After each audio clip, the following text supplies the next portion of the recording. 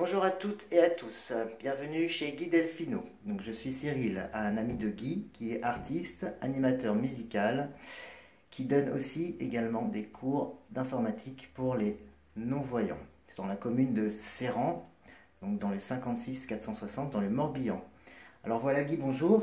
Bonjour, je suis très content de vous parler un petit peu là par le biais de cette vidéo et de vous présenter cette activité que sont les cours en informatique. Vous voyez, mon ordinateur veut déjà prendre la parole, c'est génial pour pouvoir vous présenter cette activité. Ok. Alors Guy, comment est-ce qu'un non-voyant fait pour manipuler un ordinateur? Alors évidemment, l'ordinateur, pour nous, non-voyants, ne peut être manipulé qu'avec le clavier. Donc évidemment, il faut dans un premier temps avoir connaissance de notre clavier, et pour ça, il y a une synthèse vocale qui lui a été installée, ou qui doit lui être installée. C'est un lecteur d'écran gratuit qui porte le nom de NVDA.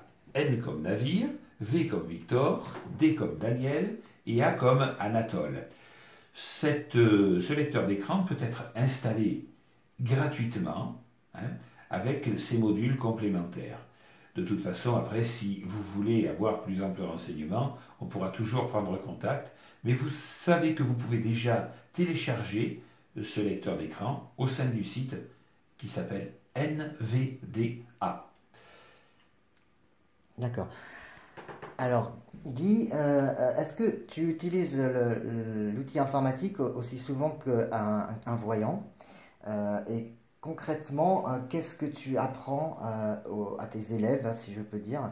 Quel outil est-ce que tu leur permets d'utiliser dans la vie de tous les jours? Alors, dans la vie de tous les jours, eh bien, comme n'importe qui, je l'utilise au quotidien.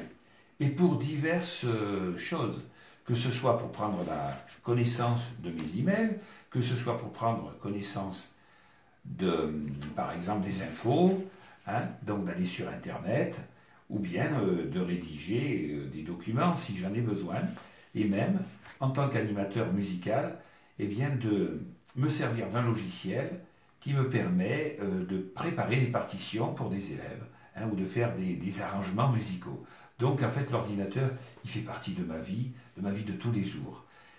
Voilà. La seule chose, c'est qu'il ne fatigue pas ma vue, puisque vous savez que je fais tout ça les yeux fermés.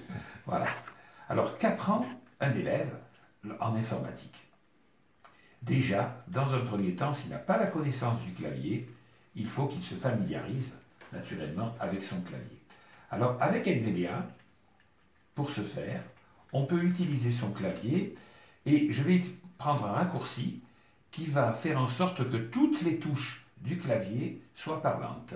Donc je vais prendre le raccourci insert plus le chiffre 1, le 1 qui est juste au-dessus de la lettre A. Aide à la saisie activée. Et vous avez entendu, il vous dit aide à la saisie activée. De sorte que la personne qui ne sait pas situer certaines touches, ben là, à ce moment-là, elle va pouvoir appuyer sur celle qu'elle ne connaît pas. Allez au 4 suivant. Et là, par exemple, il vous dit M. Maintenant, je peux prendre une autre touche, par exemple, n'importe laquelle. Tab. Tab, c'est-à-dire tabulation.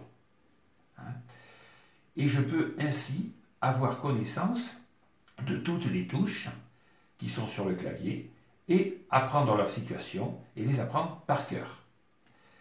Voilà, ça c'est une première chose. Une autre chose qu'on va apprendre après, une fois qu'on a connaissance de notre clavier, c'est à aller consulter ses emails, bien sûr, c'est aller sur le web, ou ça peut être encore apprendre à installer un logiciel, comment se passent les manipulations, et puis auparavant, j'indiquerai aussi d'aller dans le bureau pour aller chercher tel ou tel logiciel dont on a besoin et savoir le manipuler. Donc après, il y a naturellement une adaptation par rapport aux besoins de chaque élève. Alors ok, donc tout ça c'est très technique, mais concrètement, comment comment est-ce que se passent les cours avec les personnes, avec tes élèves? De quoi est-ce qu'il faut qu'ils disposent de chez eux, j'imagine, je ne sais pas. Tu vas tout nous expliquer. Voilà, bien sûr. Alors, dans un premier temps, que va faire une personne qui veut prendre des cours? Elle va me contacter, naturellement. Et là, au téléphone, on va déterminer ensemble les besoins de la personne. Si c'est une personne qui a déjà vu, par exemple, et qui est devenue déficiente visuelle sur le tard, on va déterminer en fait de quoi cette personne va avoir besoin, les logiciels qu'elle a sur son ordinateur, ce qu'elle veut apprendre à utiliser. Et suite à cette conversation, eh bien, on va dans un premier temps déterminer un nombre de séances dont la personne aura besoin. Les séances vont se passer par téléphone. Donc, j'indiquerai à la personne le montant du chèque d'une séance, qui est chez moi de 20 euros. Donc, alors après, tout dépend en fait de ce dont la personne, du nombre de cours que la personne veut avoir. Donc, elle va envoyer son chèque en conséquence. Et après réception de son chèque, eh bien, naturellement, je reprendrai contact avec elle pour qu'on envisage ensemble, qu'on détermine une première heure et un premier jour de leçon. Pendant cette leçon, eh bien, la personne devra disposer naturellement de son ordinateur à côté, de son téléphone, avec, si possible, un ampli, ou bien un casque s'il s'agit d'un portable, pour qu'elle puisse effectuer les manipulations au clavier au fur et à mesure de ce que je lui indiquerai. Ensuite, elle devra également disposer, pour les manipulations qu'elle n'aura pas retenues, eh bien, d'un enregistreur. Alors ça peut être son portable, ça peut être un tout autre appareil, qui permettra d'enregistrer ma voix au fur et à mesure que j'indiquerai les manipulations à faire. Et comme ça, elle va pouvoir travailler. Elle va pouvoir ensuite, chez elle, lorsque je ne serai plus en sa présence, continuer de s'entraîner. D'accord, donc ça lui permettra de revoir les cours que vous avez fait ensemble. Ah, tout à Voilà, fait. d'accord, de revenir dessus. Tout Ok, à fait. très bien. Alors, est-ce que tu peux nous montrer un peu comment tu fais pour naviguer sur Internet? D'accord, pas de problème. Alors là, j'avais pris Internet Explorer, je l'ai déjà allumé, donc je vais me rendre je suis sur Google et je vais faire une recherche. Une recherche liste déroulante éditable. Alors, je suis dans la liste que je peux remplir, la liste déroulante, comme il dit. Vous avez entendu le petit déclic, ça veut dire que là, je suis dans la zone sur laquelle je peux taper ma recherche. Alors, on va par exemple taper, tiens, le nom de quelqu'un, d'un chanteur, d'une chanteuse. Mylène. Ah. Alors bon, moi j'ai configuré mon clavier de manière à ne pas entendre toutes les lettres que je tape. Mais ceci dit, quand on prend NVDA pour la première fois, il est tout naturellement configuré pour qu'on puisse entendre les lettres au fur et à mesure. Donc là, j'écoute un petit peu ce que j'ai tapé. Mylène Farmer. Bon, lui, évidemment, il prononce ça à sa manière. C'est Mylène Farmer que je voulais, donc je valide ma recherche.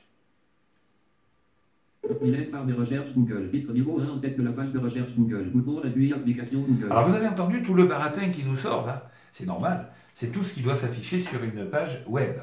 Alors, nous autres, on a quand même quelques astuces, au lieu de faire lire tout le contenu de la page. Donc là, je vais me déplacer de titre en titre. Alors avec NVDA, ça se passe avec la lettre H. Mode de recherche titre niveau 1. Rayon principal résultat de recherche titre niveau 1.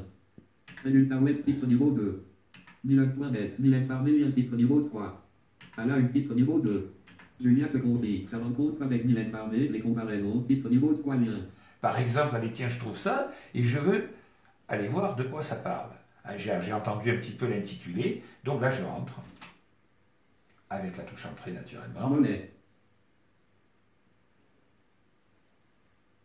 Julia se confie. Sa rencontre avec Mylène Farmer, les comparaisons avec Alizé, liste de 2 éléments 4 http www.facebook.com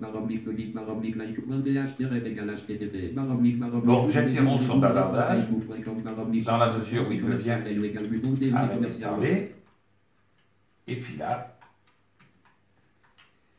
alors de temps en temps, ben voilà, je vais aller de titre en titre, là aussi, pour essayer de tomber sur un endroit précis. Julia se confie. Sa rencontre avec Mylène Farmer, les comparaisons avec Alizé, titre niveau 1. Voilà. Et là, ben maintenant, je vais faire lire.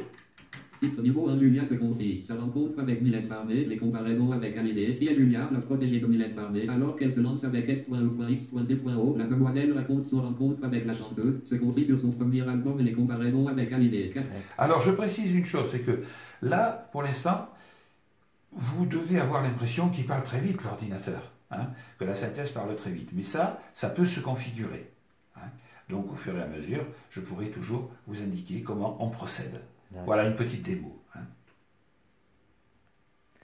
Alors Guy, je me pose une question. Pour arriver à ton niveau, combien de temps est-ce qu'il faut à quelqu'un qui commence? Et combien de temps, toi, est-ce que tu as pris? Voilà, c'est la question que je me pose en tout cas. Je ne sais pas si vous posez la question, mais voilà. Bon.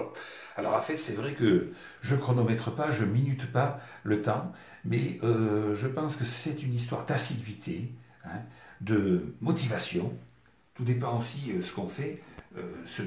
Les besoins qu'on a. Et moi, je sais que les besoins que j'ai eus, ben, en fait, ils se sont créés. Au début, je ne savais pas exactement, à part pour écrire, à quoi ça allait me servir. Mais après, j'y ai trouvé bien des utilités. Voilà, alors j'espère que vous avez bien apprécié ce petit moment passé ensemble. Donc, je vais vous rappeler l'adresse du site. Vous pouvez vous rendre pour toutes les questions possibles et imaginables.